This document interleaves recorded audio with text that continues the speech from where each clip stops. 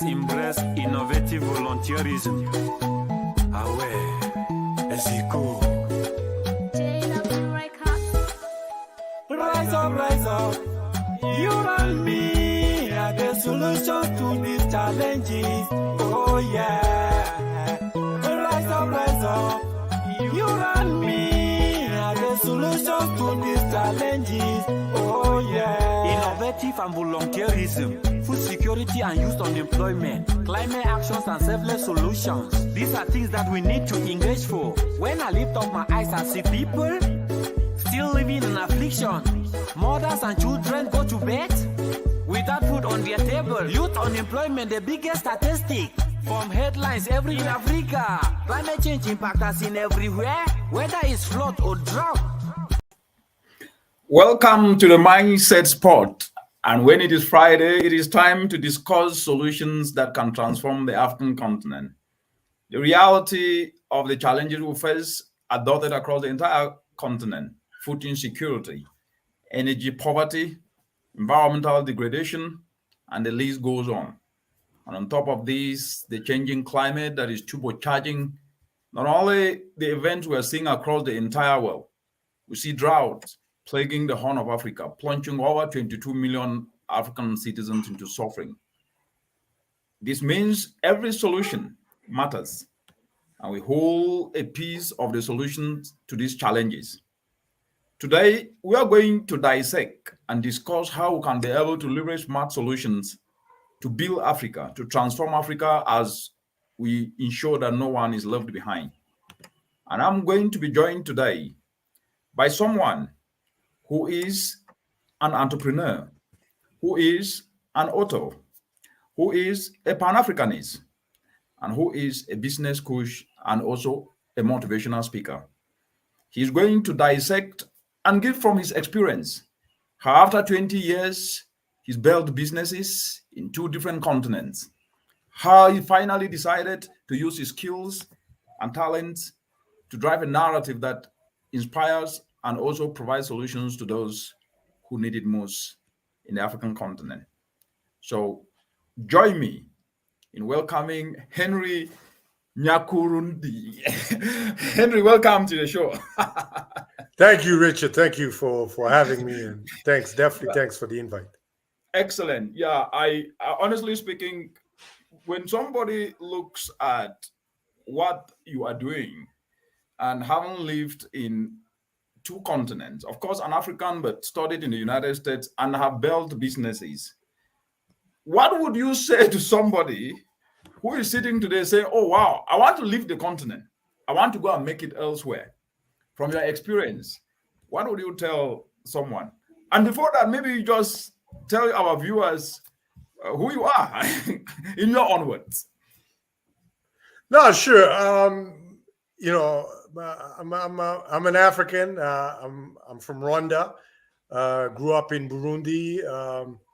I'm also a returnee, diaspora returnee. As I come from a generation of African believing that the Western world was much better. Then I lived there and realized, well, they also have huge problem. So decided to come back on the continent about 9 years ago. I'm an entrepreneur. I'm a family man. I got 3 kids. I'm married with 3 kids. So yeah, I'm all those things. But as you mentioned, I'm a Pan-African. And I'm, that's pretty much it. It's all this combined. And I'm a dreamer. I have this vision of Africa, and I hope it will achieve. I'll see it before I pass away. That's really what my dream is. To see this Africa that stand on the same level with everybody else. That's really what I'm hoping to see before I pass away. I like what you've said, Henry, and you've said something that I think everybody needs to understand: being a dreamer. And being a dreamer is not just a word. It's about doing something that can then realize that dream. And you've said very clearly that we cannot build the future of Africa with foreign technology, using Western books to tell our history to our kids and not promoting our local talents to develop this great continent. What do you mean by that?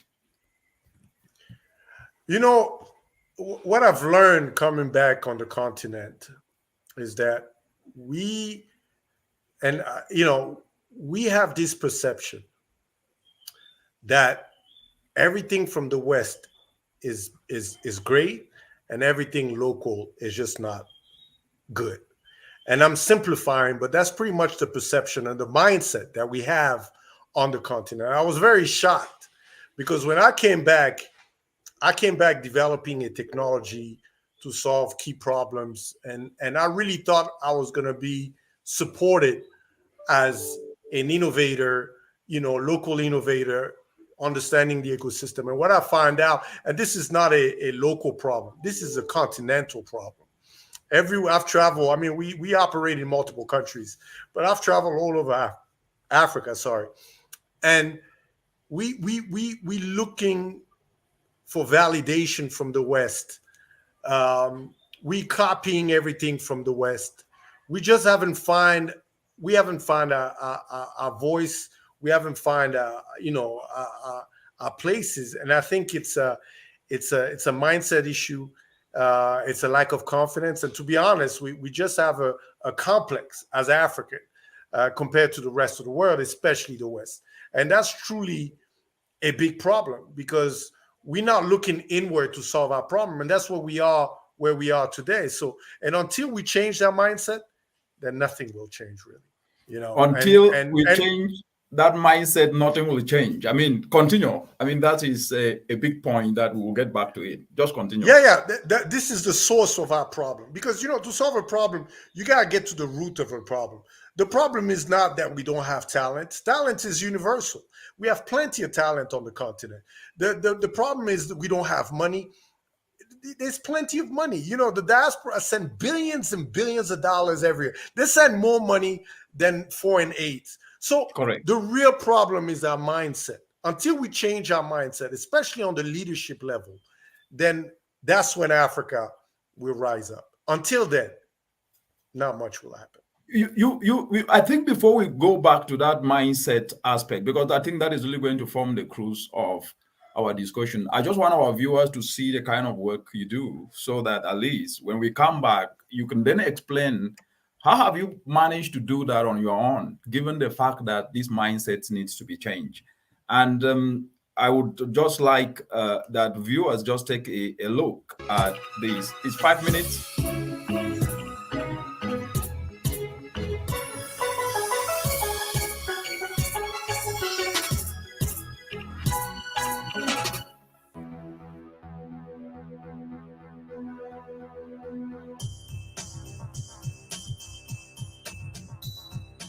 To start a project you might think it's impossible to achieve. Don't worry about the problems or the challenges you can encounter. Focus on getting your products, your solution out there. Look at it step by step. So don't be scared of thinking big. Just get started. On his frequent travels between Burundi and Rwanda in East Africa, entrepreneur Henry Nyakarundi says he noticed people struggling to find anywhere to charge their phones. Pretty much what drives him the most is solving problems. I love a good challenge. And that's what the initial ARED journey started. And from there was, what problem should I solve? And the biggest challenge I've seen is, as I say, access to energy and access to connectivity. We have 60% of the population that don't have access to electricity at home. So even if they have a phone, they can't charge their phone, right? So the problem is massive. Henry's idea was to design a smart mobile kiosk, which he says can charge 30 phones at one time using solar energy, as well as providing Wi-Fi access. We have partners in Burkina Faso, Ivory Coast, Ethiopia, Uganda, and of course in Rwanda. We have around 248 kiosks across those 4 markets. And we should have around 5,000 to 6,000 this year. We currently signed an MOU with one of the largest fintech company for Ethiopia, for example, for 15,000 kiosks in the next 3 years, called Belcash. This is where it all started, 2013, about 9 years ago.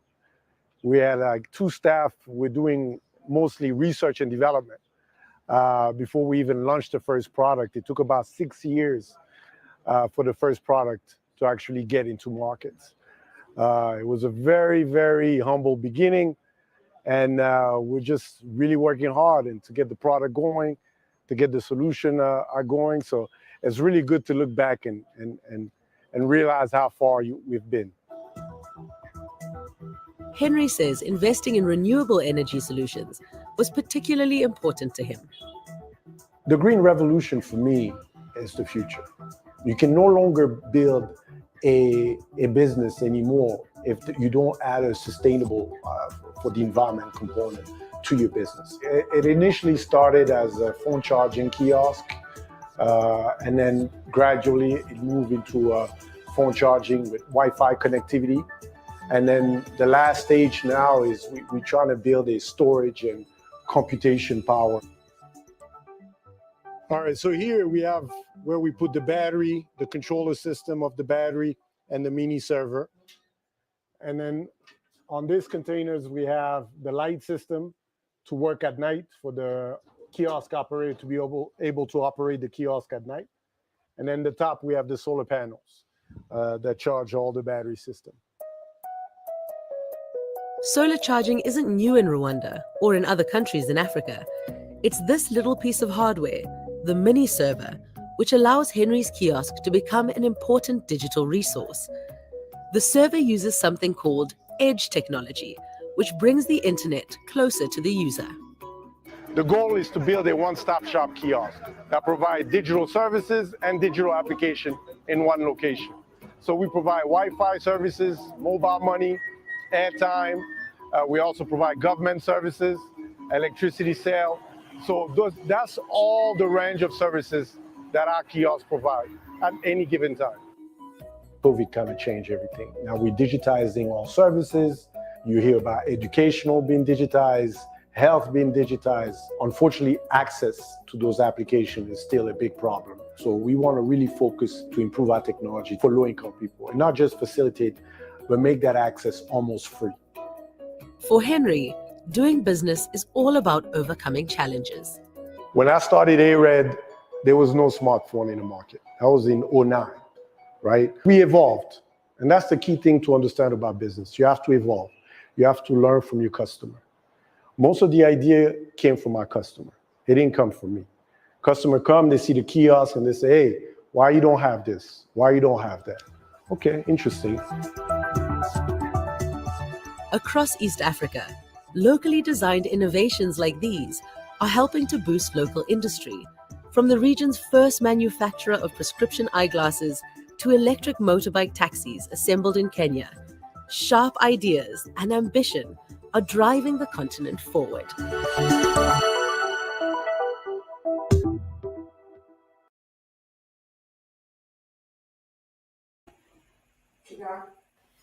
Wow. Henry, I mean, this is marvelous, and congratulations for this excellent work, which then takes us now to what Tande Godlove Ngumi is saying here. He say, I pray we change our mindset. We got all what it takes. That actually aligns with what you are doing, and you've said things there that you've said. We need to evolve. We need to listen to the customer. We need to be open-minded, and that is now formed the core of the mindset. So, what would you say to those who complain all the time, rather than starting small, as you've explained, while thinking big, while dreaming big? And how can we break this and from the experiences you are learning as you drive these clean technology solutions across the continent? So sorry, Richard, can you repeat the question? So the question is that you have seen firsthand that solutions can make a difference in people's lives from you are driving this, but the uptake of this needs an attitude of self-belief, and that is actually what can drive mindset change. What do you think practically can be done to start to change the mindset of Africans to know that they can make it as you are making it, as you are decentralizing clean energy solutions to charge phones? and taking solutions to the doorsteps of people. What is the magic that can bring a mindset change for everyone to start taking responsibility and doing this? No, I mean, we have to lead by examples, right? We can't keep talking about stuff, right? We can't keep sitting. I remember, funny story. I used to complain a lot before I moved back on the continent. I used to be like, oh, look, you watch the news. You say, look at this, look at that. Da, da, da, da, da. But then at some point you have to realize you're just talking, or you meet with friends and you start talking about your country or the continent. Oh, look at what's doing. But if you're not participating, you're just a spectator. So as a spectator, you should not be talking about anything. I mean, that's my view. So I got tired of being a spectator, and I wanted to participate in solving the problem that I believed could be solved by me. Because obviously I'm a small me. I can't solve everything. But I want to be like, okay, if I'm complaining so much, what can I do to contribute my little part to solve a small problem? But you got to lead by example, because the youth is always looking at, who's doing what. If this guy can do it, I can do it too. He has nothing better than me. So you have to lead by example, and you have to inspire the next generation by doing yourself what you believe can be done with your skill set. So those are things we have to do, and that's how you change narrative. That's how you change the perception. That's how you change mindset, because the youth in Africa, all they see is in technology and all that. They see what Western Facebook billionaires, those are the story that they get sold every day. So they need to see a more African narrative. So that I think those are the key thing that needs to be done. As an individual, stop complaining, like you said, and start doing. If you're not going to do anything, don't talk about anything. Wonderful. And there's a lot of ways you can contribute. You don't necessarily have to start a business. You can invest in solutions in Africa. That's another thing, and maybe we can talk about it, but there's huge opportunity in that space for looking for African companies to invest in, from the diaspora. Because now the technology, the internet has made this world so small. You can do pretty much anything you want remotely, so that's another aspect I believe will be a game changer for the continent. Wonderful. Actually, Selu Makati says, Henry, I'm inspired by your work. Changing our mindset is very much key to our independence in Africa. Absolutely. Zuba says he's watching from Nigeria. And then there is Alusin Kamara, who's watching from Sierra Leone. Say, awesome, Henry.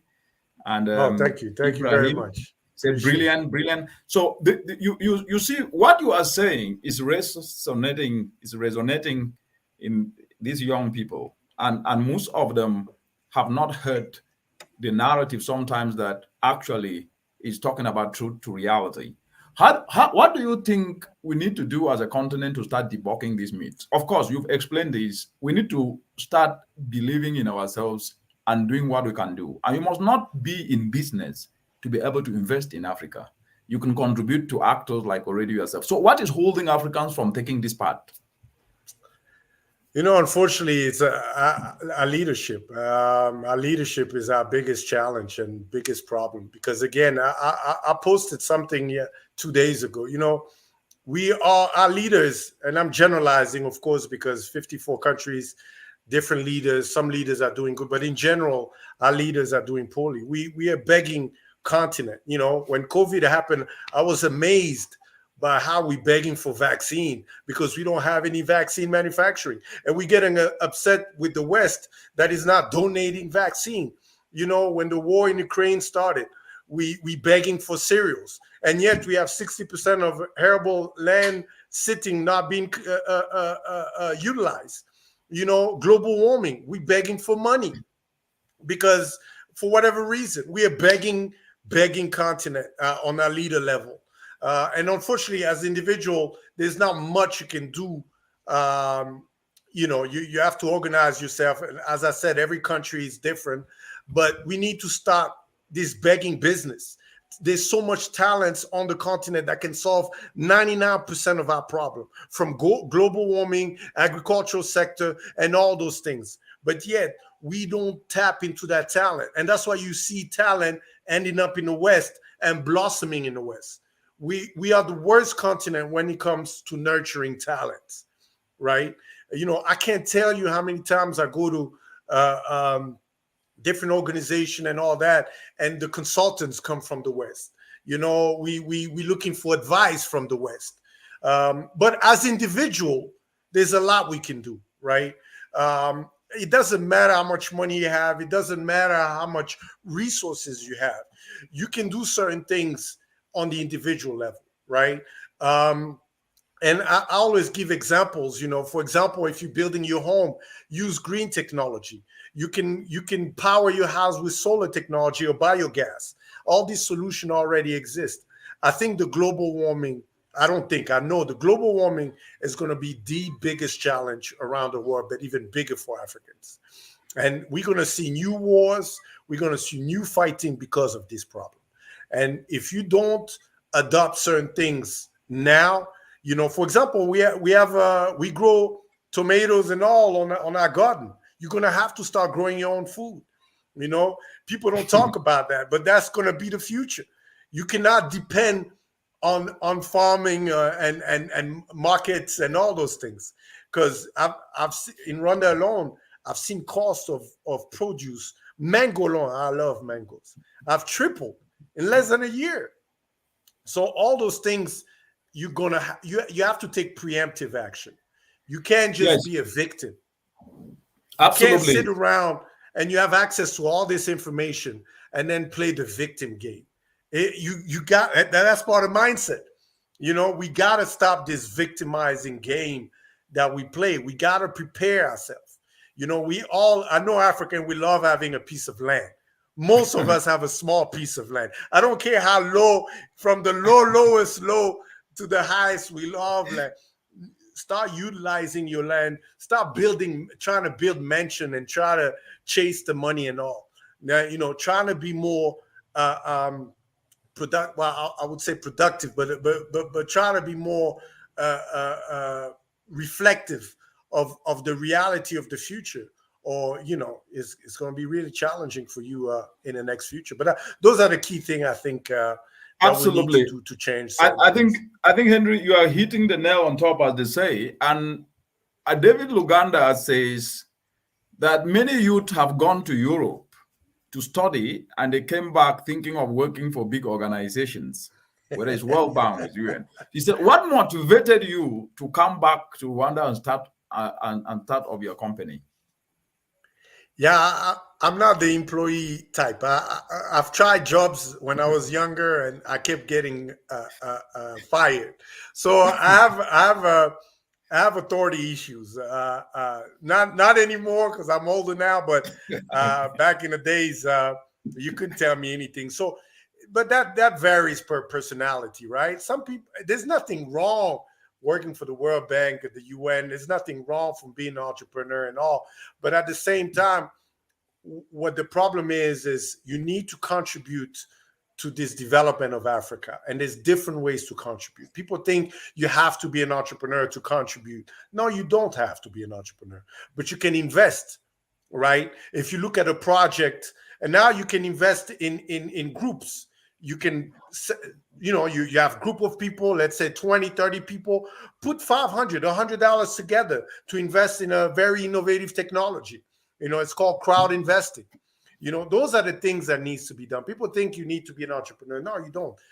So there's nothing wrong to work with those organizations, as long as you also contribute on the side, or you help push, an African narrative within those ecosystems, because that's also, and we can talk about it for days, but that's also one of the biggest problems with those organizations. They're not structured to support local African talent.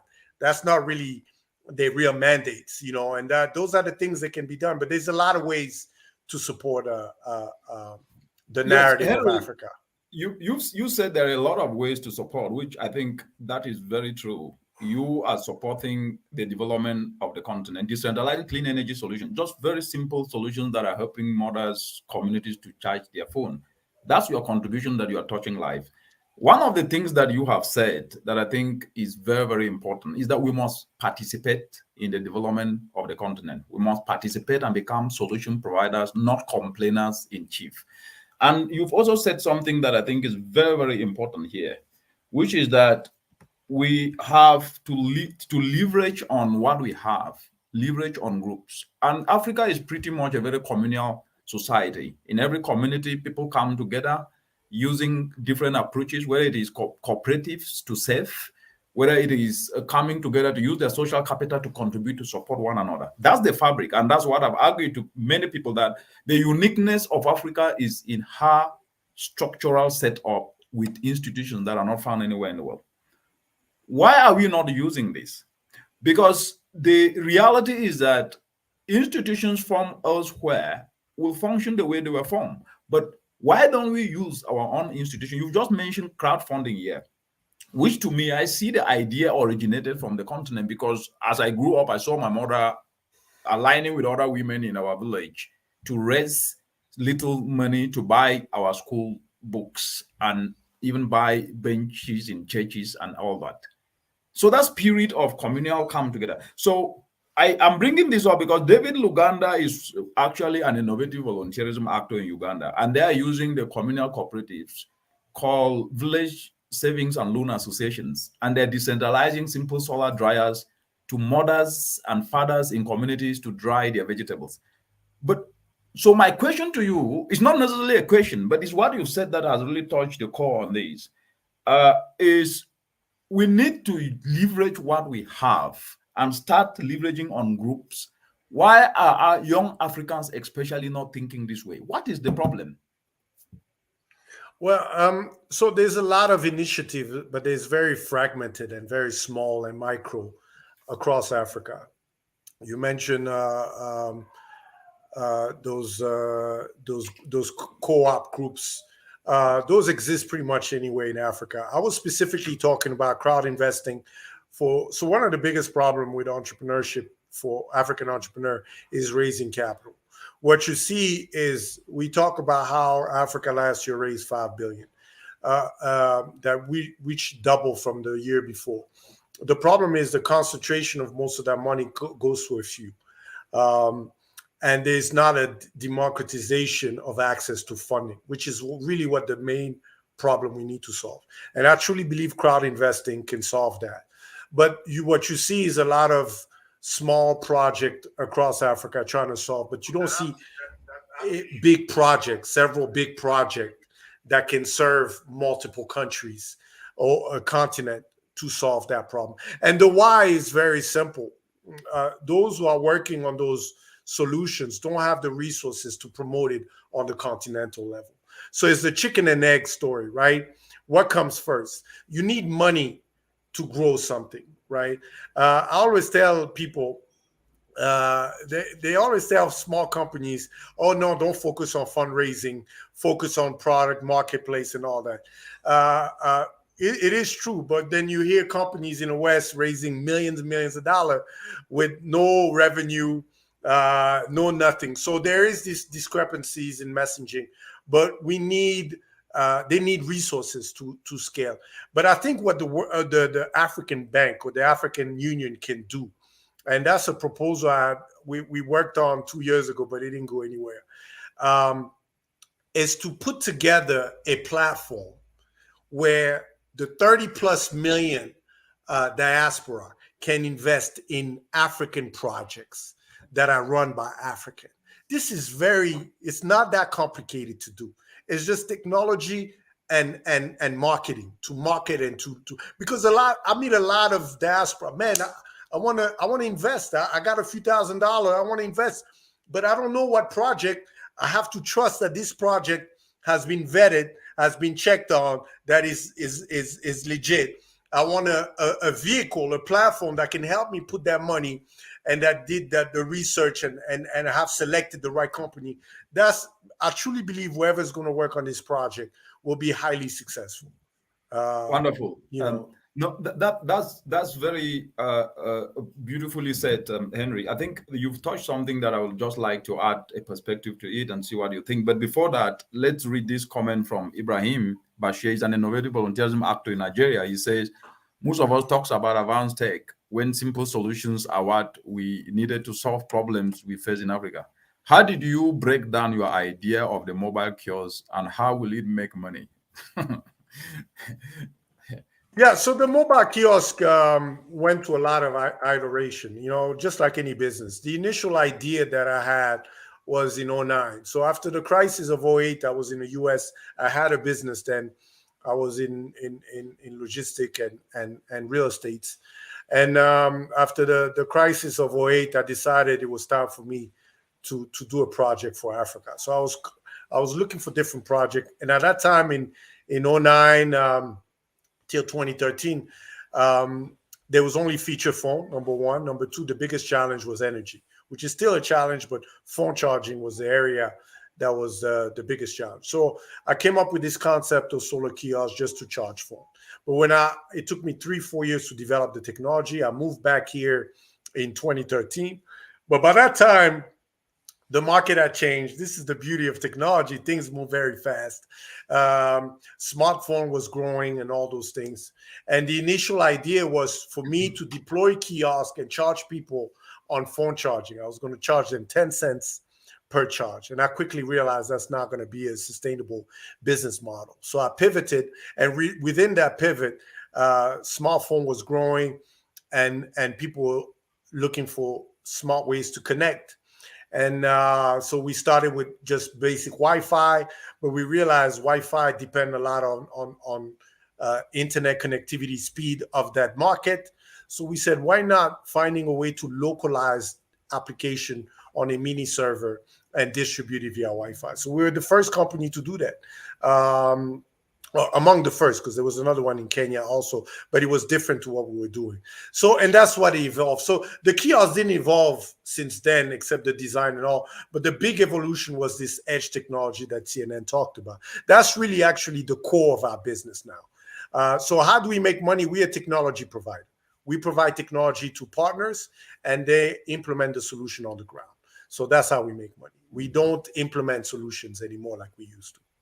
Excellent, excellent, wonderful. I think we're half an hour up, then we need to take a break. And when we come back, I am going to dig down on these aspects of that you've mentioned. There are three aspects. First of all, there is fragmentation, and there is that attitude of working alone in the continent, which is a big problem.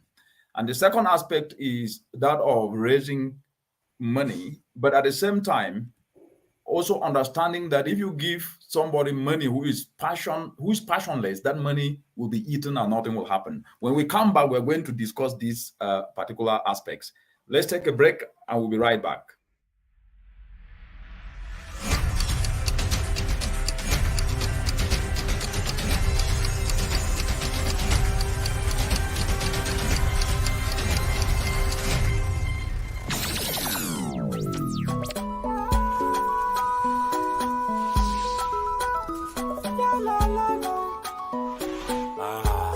Let's embrace innovative volunteerism. C'est cool.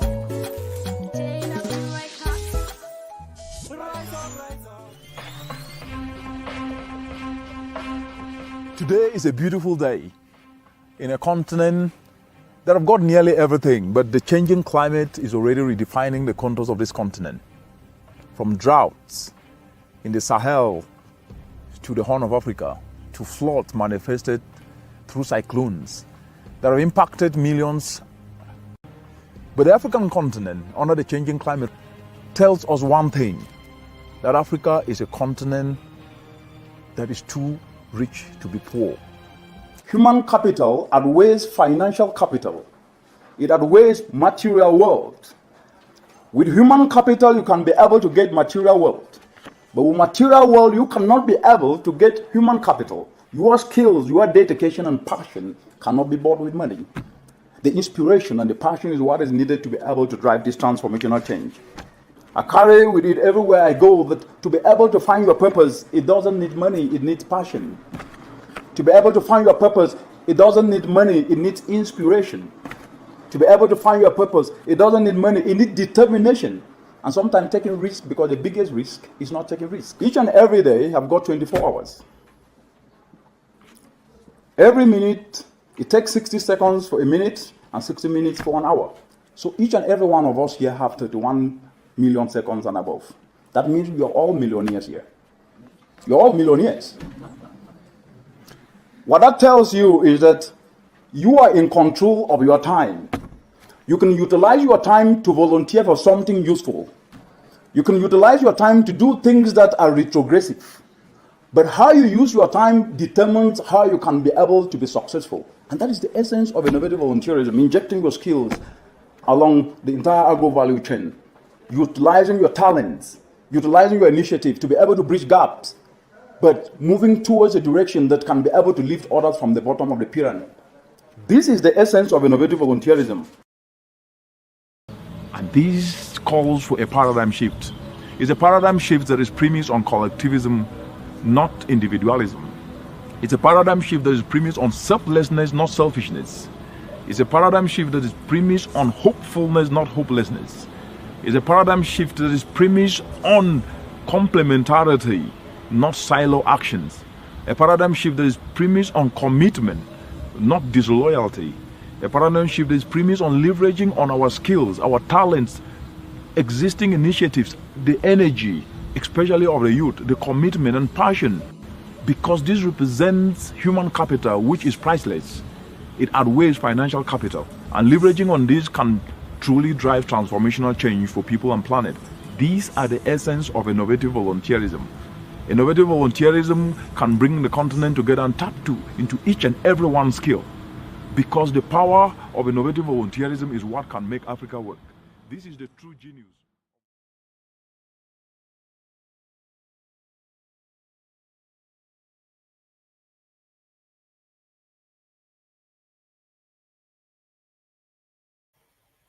And we are right back.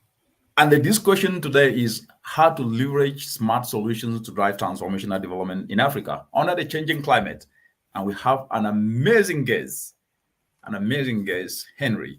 Henry, before we went on break, we were talking about how do we inspire our young people to leverage their passion and become purpose-driven? Because the truth is this: one will never have enough money to start, but you need to start, like you rightly said, to showcase something so that people can invest in it. Because investment is also about trust. Investment is about seeing what one is doing.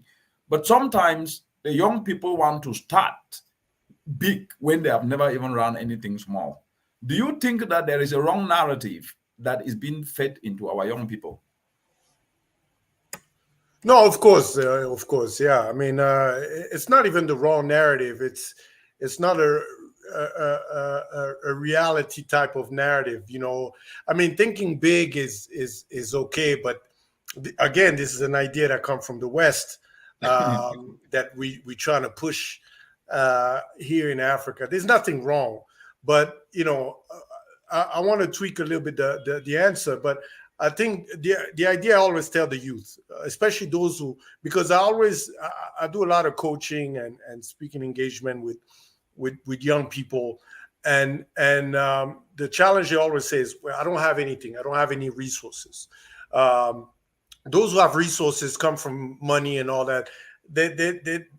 They don't need to be in that conversation because they have resources. But though, if you have no resources, you're students with little money, you can't find a job and all.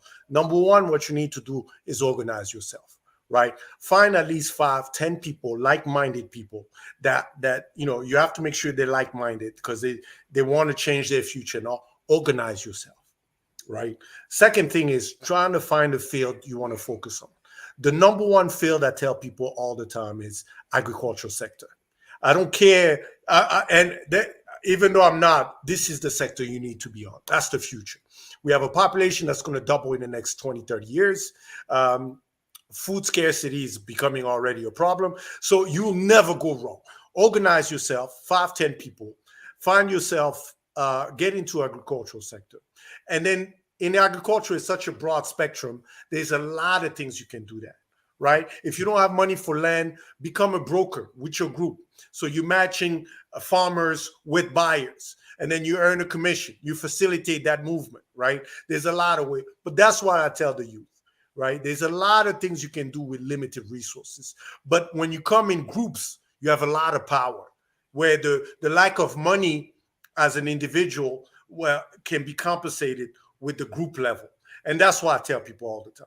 So those are the things I will tell. Stop, and then you can grow from there. When you achieve one step, then you can build, and then you can go as high as you want, because not everybody wants to build a large corporation, because young people don't understand. And I learned that the hard way.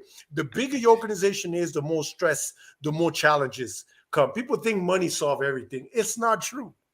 I've built successful businesses before, and I can tell you, the more money you make, the more problem you get. That's a fact, right? So sometimes you don't want to deal with that stuff. You know, you just want to have enough money to feed your family, pay school fees, and all that. And there's nothing wrong with that. There's nothing wrong with that. This is a very important point you are bringing up here. You brought up 3 points. First of all, the young people need to get organized, and there is an issue of trust. Even where there are resources that can only be accessed through groups, you see those resources idling because people don't want to come together. So there is a trust issue, which is a big problem, especially among young people as compared to our parents. The second aspect you've said is they don't want to tap opportunities. And Paul Kevin just said something here, that you can even be a clean consumer, and that is contribution to Africa's development. Alucine Kamara from Freetown is saying that productive is the right word you are using, Henry. I see Timothy Shitagwa here saying that amazing simple solutions can solve most of our African challenges. We must change our mindset moving forward. And I see Lucas saying, here, brother, preach. So preach, Henry, you are striking the core. And I see Tim Neng joining in, saying you are late. Yeah, well, you are late, but now you are still getting it. And I see Rosemary Wanger, yes, clapping. Thank you very much for all of you who have tuned in. So now I think let's shift the discussion a little bit, which I think from the perspective of what you are doing, we have over 620 million Africans who are energy impoverished. We know the solution, but as a continent, we are not acting. What is holding us back? I mean, there's so many issues, and I think we tap into some of that issue. For a lot of things. So I'll give you another statistic. You know, out of all the solar energy companies across Africa trying to solve this problem, only 3% are run by Africans. So all that data already is a big issue, right? So again, and I don't want to knock, because sometimes when I talk, people think I have a problem with Western solution or companies trying to do business with Africa or in Africa. That's not the point. The point is only African can solve African problem. Only European can solve European problem. You don't see African getting involved into this problem between Ukraine and the East and West in Europe, because that's not a problem we can understand. This is a European problem. Only American can solve their problem, and so on and so forth. But only in Africa we see all this, and it's not just Western Asia, also China coming in and trying to solve. But to answer your question, there's a lot of layer to this, right? The main, and it's been 640 million for the last 10 years, by the way, since I've moved to Africa. So that number hasn't changed a bit, which is amazing to me also, with all the billions and billions. I mean, we have to understand there's been billions and billions of dollars been spent on this energy crisis in Africa. And yet the percentage has not changed a bit. So allocation of this money is a big problem. We're not allocating the money to the right people. We're not tapping into local talent. That's also a huge problem, you know, and it's not just in energy and agriculture. Right, we have a top to bottom approach of this problem in Africa, and we need to have a bottom up approach to this problem, and that's really the core of this issue. Right, we're bringing money, and most of them are very expensive solution. I'll give you one of the biggest challenge with home solar system, pay as you go solution, which is the most popular energy solution right now in Africa. Well, pay as you go is actually a loan that we give to low-income people to get access to electricity. And a lot of time they have to they have 2 years to pay, first of all. But the battery, after 2-3 years, have to be replaced. So that loan really technically never ends. So what has been, there's a research that came out where we actually crippling the people into this loan program that they can't even afford it. So all this issue, again, is the top to bottom approach. We are not listening to those customers. We are not listening, and there's local people trying to solve this energy in a different way. So our leaders are not listening to the right people. And until then, that data, that 60% of the population not being access to energy will not change anytime soon. Again, so do you think, yeah, that's a very good point you've made. Do you think the problem is also that of narrative? Because the truth is that if you do not control your narrative and prefer solutions, that space will be occupied. The narrative is about problems in the continent most of the time, not about solutions. And that's why this show is important, because here you are preferring solutions and explaining how the challenges can be solved, and you are leading it with your solutions of clean energy and developing it down to the local level across the continent. So do you think that the complaining have disempowered logic and reason? And if so, what are the practical things that needs to be done? We have 15 minutes to go, but I want you to quickly touch on this, and I go to your book. You said something in your book, but before I go to that, maybe you can give perspective here. Yeah, I'll give one example to answer your question. But you're right. The narrative is just another byproduct issue, but it's not the core issue, right? Because so what's the core issue? No, the core issue is a strategy. If you don't, because strategy, if you look at the result, if after 10 years you haven't changed any data point of the 60% not being access to energy, then you have a strategy problem, right? But if you keep implementing the same strategy, expecting a different result, then it doesn't make any sense. So that the core issue is a strategy, and the strategy issue is we have a top to bottom approach. We are looking for foreign companies, international company, to solve our energy problem, right? But they're not solving it the right way because obviously it's not working yet.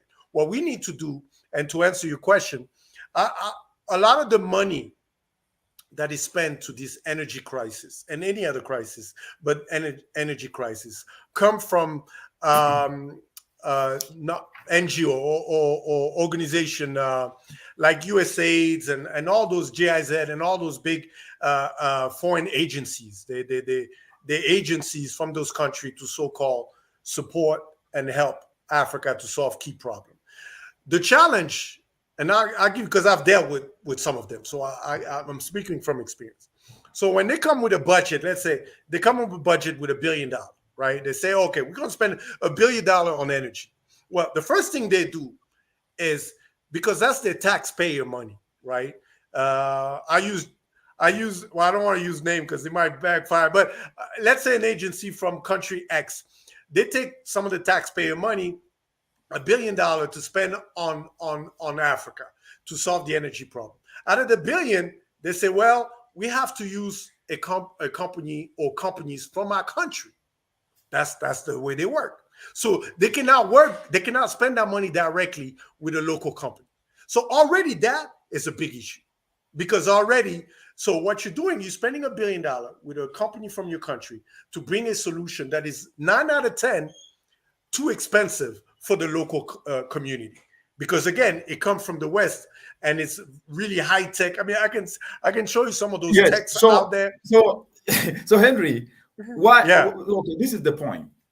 Why can't Africa use their own resources to solve their own problems? Why should Africa always depend? Again, mindset. We have terrible leadership. If you don't change the leadership, you can't change anything else, because they're the one who signed those contracts and agreeing this money to be used the way it's going to be used. The first thing they need to do is, no, don't use that money like that. If you're going to bring money in Africa, we're going to disperse the money to our local talents. We know they can solve that problem.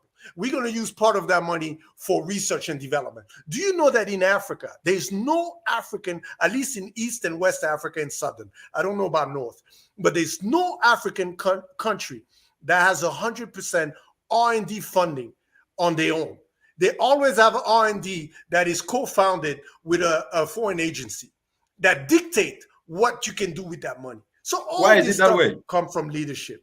So why is it okay? You are saying something here that I think the viewers are getting very excited about, and I can see Selum Makati here saying that a good point is saying that let's bring clean energy to our rural communities where we will be killing two birds with one stone, providing clean energy and saving the environment, while at the same time providing a livelihood of the rural folks who, through their enterprises, also provide the much needed revenues for government. A brilliant point there. But before I get to that, you are talking about leadership, but this leadership is people who grew up in the very communities in which we are in. So what is the guarantee that the upbringing in which these young people are growing up in, that when they're given leadership positions, they're going to change? Because the narrative of leadership is that it's only those who are in government, whereas you are showing leadership in your own private enterprise. So what do we need to do to nurture the moral upright that can be the requisite ingredient for people to start solving problems, not to benefit, but solving problems to change community? What do you think can be done to start to nurture that mindset? Because at the moment, we are seeing there's no trust. There is fragmentation. There is, you even see when many young people go to meetings, they want to ask questions, they want to ask specifically to you, they don't even want to put up their hand because they don't want other people to hear their ideas. What would you say? Yeah, but again, you can't separate leadership and all those. You can only go so far with small local micro initiatives, right? But if you want to solve a major problem, you need support from your leadership. There is no country in the world that have solved their problem with foreign technology. I want to repeat that clearly. There is no country in the world that has solved their problem with foreign technology, right? So when you let's say you develop your own solution, you have a community, you try to solve, you're right, all those problems of trust and all those things and all that is a big problem. But if the leader of a country say, hey, today we're gonna use the resources to support talent, and I guarantee the majority will follow, because at the end of the day, you cannot have everybody to follow. But if you get the leader follow, everybody else follow. That's just how it works anywhere else in the world. So to answer your question, leadership is crucial, is key. And we've seen countries with good leadership in Africa that have I mean, Rwanda is a perfect example, that has done a lot of stuff very well. And I'm not promoting because I'm Rwanda. I'm just saying there's other countries that I've seen that are doing well, and there's still issues in Rwanda, but at least overall, they've really understood that, there's some development that has to be done on the local level. And now you see the youth. I mean, I've been here 9 years, right? I've seen the changes. I've seen the mindset, because when your leader believe in you, the youth start changing their mindset. Be like, wow, maybe I can do this. Maybe I can solve this problem. So you cannot separate the two. It has to go, and it has to start from the leader. It's like the head of the household, right? If the head of the household does not believe in his own kids, the kids is doomed. It's doomed. Absolutely. What you are saying is very, very important, and that means we need to start looking at how we start inspiring young people, especially in every space we are, to make sure that at least they can start to see values. In your book titled My African Dream, One Man's Journey Back, you articulated in this book the misconceptions and the challenges you face, and how you finally rediscover and experience back home, and comparing this with the diaspora. You gave lessons of how you have witnessed a different experience in the West after 17 years abroad, and now 5 years. Now it's 9 years, as you're saying, back home. That the road has not been easy, but what you have found back home is a peace of mind and a better quality of life, true self, and where you truly belong. What do you mean by that? for somebody who's listening and he has been told that there is bread and butter elsewhere, and we see them drowning in the Mediterranean, burying themselves under the sea. And when we are speaking like this, they say, it's because you've been there, and now you're telling them not to go. What would you I tell get that them? often. I always when I talk about this, I always get that statement. Oh, because you've been there, you come back now. You want you want to make me believe that this is not great. So I can only speak for myself. Again, I don't want to sound like the West that this is bad, because that's not the point of this, and this is not true. That's not the point of the narrative. The problem is we always believe the grass is greener somewhere else. That's just how we think. And myself, it was the same thing. I grew up in a time. I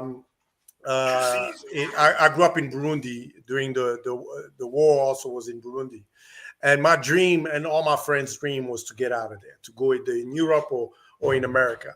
And our dream was built based on what we saw on TV, what we saw. There was no internet back then, right? So, and I'll tell you another story. When I got to the U.S., the first time I saw homeless people, and I'm not talking about one or two, I saw a bunch of homeless people in the university I went. I called my mom because I didn't know there was poor people in America. So this is the problem. Today is different because you have the internet, you have much bigger access to information, but you still see people trying to go out because they think where they are is worth. The reality is, wherever you go to places where you're not wanted, and that's just the reality is in Europe, we're not wanted. In the US, most of Africans, and if not all, technically we're not wanted. There's a lot of racism, a lot of that. It's even harder for you to build a life there. And I have to also blame our diaspora. A lot of the diaspora that come on vacation in Africa, they like to what they call bling bling, show off and all, where their life back is not that great. So we also have to take some of that blame of trying to create this lifestyle that's not real. But at the end of the day, it's a personal choice. I learned a lot from the US. I think you have said it. You have said it, Henry, and I'm not cutting you, but I'm just trying to emphasize what you have said that I think is the truth. There's a false narrative and a kind of a bubble that people pretend to be in, which doesn't exist. And that is making our young people think that there is glory somewhere, honey somewhere they're missing out. And I'm really excited that you are debunking this, that you can make it everywhere and anywhere if you focus. And the opportunities are here in the continent. And under the changing climate, clean energy solutions, adding value to agricultural products, investing time to learn and come together in groups is really the big way to go. Now that comes to education. You have eloquently argued, and you have said this, and I'll read what you've said, that you believe that the antidote to poverty is inclusive education and economic opportunities. Is our education in the continent fit for purpose? Is that a question? Yes. I think everybody knows the answer. I think I don't even need to get into that conversation. That's gonna be. I mean, oh my God, we've been so brainwashed for so long that we need to find our own identity on everything. That's really the end of the day. We need to find our own identity on every topic. We need to stop looking outward, outside, for solution and all those things. We need to start, because and I think somebody said it, or maybe I think I read it in one of the comments. I'll give you a perfect example. This global warming happening in the agricultural sector. There's already native solution from Africa to combat global warming. There's a documentary I saw in Burkina Faso. This guy will build a whole forest by himself in a very dry land area. So again, we have to look inward. We need to have leaders that stop looking outside and say, okay, let's nurture our talents. That's part of education. We need to start embrace our local languages. This is a huge problem in Africa. People don't even realize we're raising generation people that don't really even know where they're from, and myself included. I'm not trying to bash anybody. I learned so much about my heritage when I came back than when I was. When we get to the West, we try to be so westernized. We're trying to be part of that we're forgetting who we are. Identity. We need to get back to identity, and that's really a massive, massive job, man. I don't even know. That's indeed. Oof. Identity That's is very, very important. And you have mentioned Yeah. the example of Zai in West Africa, which is an indigenous ecosystem-based adaptation approach that could actually be able to address the food insecurity challenges from a production perspective. Absolutely. This guy should be promoted everywhere. This solution should be promoted everywhere on all levels. But most people don't even hear about those stuff. So that do you breaks think, my heart, man. exactly, do you think then, can we now say our problem is lack of self-belief? Because I can see Paul Kevin is saying here that we cannot separate leaders from the public, for the leaders are from the community and they are not foreign to us. If we narrow down, we get to the house setup, the family. Yes, and I think that's what you also said. So that then means that each and every one of us is part and parcel of the problem. And now that, what I want to get to as we start to run up, and I think is the setup of how people have grown up in the continent, with me included. When we were growing up, the space for ideation and creativity is not really given to young people. Sometimes when you bring up an idea, you are shot down because they say, what is this little one trying to tell us? Do you think that because of that lack of ideation and creativity space, that it has resulted to embracing anything that comes and goes and following narratives without debunking them? And if so, what can we start doing now to reshape this without fear of contradiction? I wouldn't even say that's the problem. We don't nurture our talent. I can't tell you how many times you hear talented African going poor out, and they get to the West, then they succeed, and then our presidents anywhere in Africa welcome them back as hero. Why that person, man or woman, was not nurtured from Africa, develop their talent from Africa? Because we're terrible at nurturing talent. We don't value talent. We value, and again, it's a mindset. The source of all this is mindset. I mean, I don't know how else to chop it up, but it's the mindset. In America, for example, they know how to nurture talent. When you're very talented, company hire you, they're willing to pay top dollars and all those things. They're willing to fund your ideas because they know they can benefit. We don't have that mindset. In Africa, they're going to see this guy has talent. Oh, he's going to be big, huh? He's going to become this successful. Why him? Why not me? And then they do everything to destroy you just because we haven't got into this mindset where we can win together, instead of destroying, because you don't want that person to be the face of that company, that organization and all. So it's like the crab in a barrel. We're fighting because we believe that there's limited resources. And there is limited resources technically, but there's huge amount of ways to be successful if we talk about economic wise. And we don't have to be fighting to achieve our dream. And until we change that mindset, then, it's going to be that same. I have faith in the next generation, though, because of all this. They see now the world through internet and all those things. So I think that generation will be different than ours, but there's still a lot of work to be done on that level. For you put it so well. For a young person is watching you from southern Burkina Faso or northern Cameroon or northwestern part of Cameroon or northern Nigeria, southern Nigeria, or in Lesotho, East Lesotho, in East Uganda, or in northern Kenya now. What would you tell that a young person to do differently to chart a better path for him or herself? The first thing I'll tell that person is you cannot do much by yourself. Stop having this individual mindset, right? You can only achieve greatness and whatever that means to you with, a group. And a group can be 2, 3, doesn't have to be many, but you have to get, a group structure or be part of a group structure that want to achieve something. If you work alone, you're not going to go far. That's what I will tell them, right? And then the second thing I would say is Stop blaming the world for whatever it's happening around you. That's going to be counterproductive, right? You need to accept what God has given you and find ways from there to change your destiny. If you keep blaming the world, nothing will change. But if you keep accepting where you are, that doesn't mean that tomorrow is going to be the same. But you accept and you say, okay, I can change my destiny. Then you will see things happening, and changing. Those are the two key things I would say. Everything else is just detail, strategy, being very persistent, never give up on your dreams and all that. But those are the two core things I will tell any youth today in Africa. Wonderful. You've said something about this attitude of always thinking that the world is on top of them, that they're collapsing anytime they face a challenge.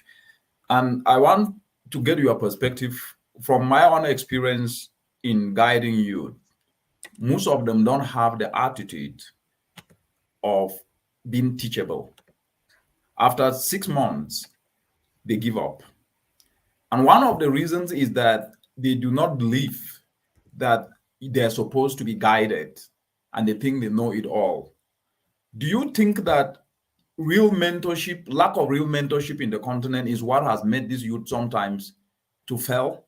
And if so, what do you think can be practically done given the fact that we are not teachable? I'm not sure if you say we are not teachable. It No, goes back to education. Most people. So this is the point. For example, you are giving ideas here. A lot of people will brush it off. From my own experience, you've taken your 1 hour. Now it's 1 hour 6 minutes part. 1 hour 6 minutes. Your time, which is money, to come and give ideas. A lot of people will not listen. Whereas, if they could have listened and taken these ideas into practical reality, they would succeed. But what I've learned from my own experience in mentoring young people is that after 6 months, it's very rare. Out of almost about 1,000, not up to 10 have taken instruction beyond 6 months. Do you think the problem? Oh yeah. What is the problem?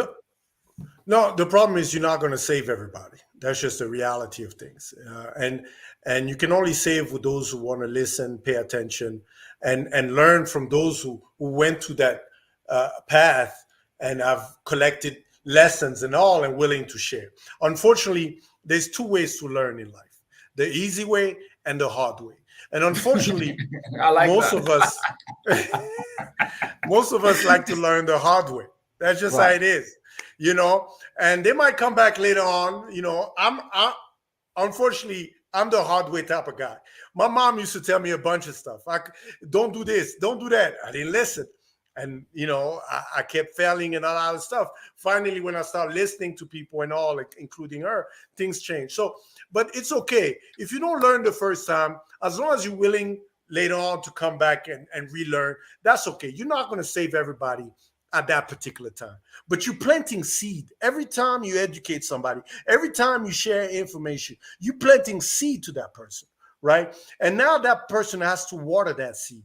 If that person is not watering that seed is not going to grow. So it's up to that person to water that seed. You cannot save everybody. Your job as a teacher is just to plant that seed to as many people as possible. Whatever they do with that seed, that's up to them. That's up to them, man. I've learned the hard way that you can't save everybody, and it's a waste of time. It's a waste of time. I think, Henry, you have opened people's hearts today with your words, and I can tell you that what you are saying is reality. And now, let me get to this question from David Luganda. He said, if I am a youth in rural Uganda or Kenya, how can I access the solar kiosk to also provide a solution to my community and make money?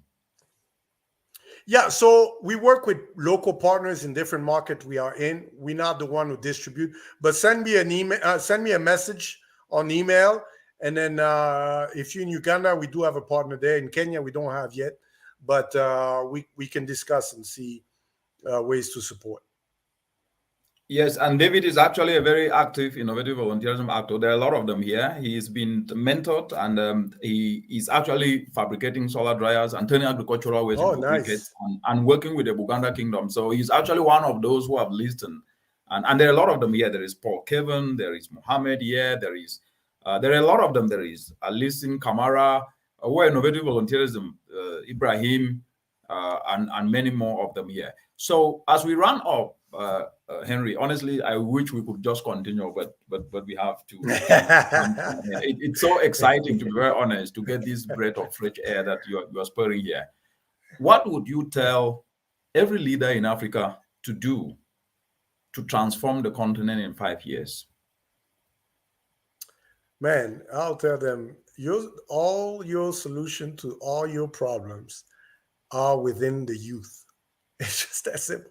What you need to do is listen, pay attention, and bring support to whoever wants to change and bringing solution. Like you said, this youth volunteer developing solar solution and all. There's thousands and thousands of those people across Africa. All they need is an opportunity to prove themselves. All they need is an opportunity to bring solution to their country. Nobody can say, even though there's a lot of people going outside Africa, we all love our continent. We all love our countries. We all love our culture. And so this is nothing. We are very patriotic across Africa, but we just need support from our own government. Without them, there's not much we can do. So start listening, pay attention to the youth, start listening, and bring the support they need. I guarantee you, whatever problem you're facing, not only you'll be reelected, most likely, but on top of that, you will solve most of your problem with the youth of any country. Wow. Then, now the last question, and we run up. Paul Babu says that how do you self-identify and how do we validate the sources of information that we consume as young people? And I think this is a very important point. They consume very wrong information sometimes, the fake news, as others will call it, and then they believe in wrong things. Oh, you cannot make it because you are in Africa. Then they jump on top of it. Oh, you must go abroad to survive. So how do you answer that question, Henry? Well, first of all, you have to use a little bit of common sense also, because I've seen also a lot of young people that are not using common sense, just believing everything they read. The second thing is find yourself a mentor. If you're looking for guidance, there's quite a few programs out there that connect mentorship. I mean, I always tell the youth, if you're looking for a platform, first of all, that's a problem with a lot of youth. They go on Facebook, a lot of selfie, and I understand you young and all those things. Instagram, those are platform of waste of time. If you focus on LinkedIn, for example, this is a professional platform that you'll find a lot more. Hey guys, did you hear that? Did you hear that? Focus on LinkedIn. Value to you. Focus on LinkedIn, guys. Build your profile. I tell the youth all the time, you have no picture on LinkedIn. Nobody knows. This is the ways we're thinking too local. We're not thinking global, and that's another problem with the African youth. But focus on LinkedIn, look for a mentor. And if you can't find a mentor, start following people that you believe have the right mindset that you're looking for on those social media, especially LinkedIn, and look at their post. I post YouTube videos and all about entrepreneurship and all those stuff. I do it for free. I'm not looking for money. I'm trying to give you as much information based on my experience. So there is the right information out there. You just got to look for it. Wow. Henry, honestly speaking, I'm going to bring you back again to this show because I think 1 hour is not enough to break down what you've broken down today. And I'm going to replay this show throughout the entire week because I think this is a mentorship program that what you've actually articulated here today, I am sure it's going to help a lot of youth. I can see Alusin Kamara from Freetown in Sierra Leone saying, thanks, Henry. And he said he is going to move to LinkedIn immediately. So that is you see, lives have been changed today. So thank you so much. So what's your last word to everyone who is watching? No, my last word is very simple. The future is in Africa. right? So stop looking at all the problems. Stop looking at all the negative media and all those things. That's life. That's just how it is. You're gonna have good days. You're gonna have bad days, and most of the time, you're gonna have more bad days than good days. That's just how life is. But stop looking at all this negativity and see where you can fit in all this stuff, and then go for it. Give your whole heart, because you only got one life to live. Don't look back when you're 60, 80 and think, I wish I was doing this and all that. Live the life you live and believe in Africa, because that's where the future is. Wow, wow, wow. Live the life you want to live and believe in Africa, because that is where the future is. And these are the words of Henry, who have articulated issues like only him could do it, making it very clear that you must participate, you must self-believe, and you must be part of the solution, not part of the problem. Now we come to the end of this show, and thank you very much for watching, and see you next time. Yo lo lo lo lo, ye le le le le. Yo lo lo lo lo, ye le le le le. Let's embrace innovative volunteerism. Ah ouais, Zico. Rise up, rise up.